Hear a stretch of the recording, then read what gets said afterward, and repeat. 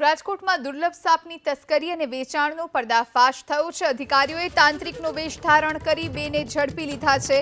આંધળી ચાકળ સાપ વેચતા બે શખ્સો ઝડપાયા છે। વન વિભાગની ટીમને સાથે રાખી પોલીસે ઓપરેશન પાર પાડ્યું।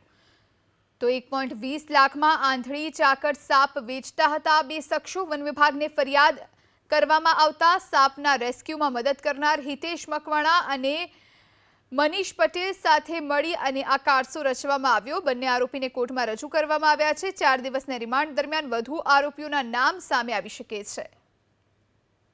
એક મનીષ કાપડિયા કરીને વ્યક્તિ છે જે આરોપી છે, તેના દ્વારા આંધળી ચાકળના વેપાર માટે 1,90,000માં સોદો કરવામાં આવ્યો હતો, જેમાં આપણી ટીમના અધિકારીને તાંત્રિક બનાવી અને છટકું ગોઠવતા મનીષ કાપડિયાને આપણે આંધળી ચાકળ સાથે પકડેલા હતા।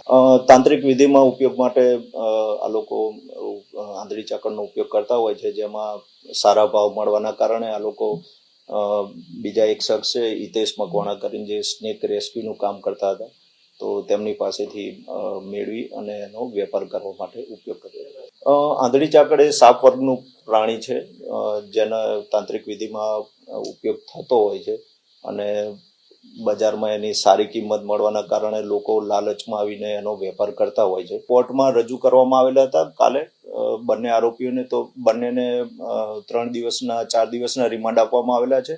સોમવાર સુધીના રિમાન્ડ મળેલા છે અને તેના આધારે અન્ય વ્યક્તિઓ આમાં જે પણ સંડોવાયેલા હશે તેમની તપાસ કરી અને તેમના પર પણ કાર્યવાહી કરવામાં આવશે।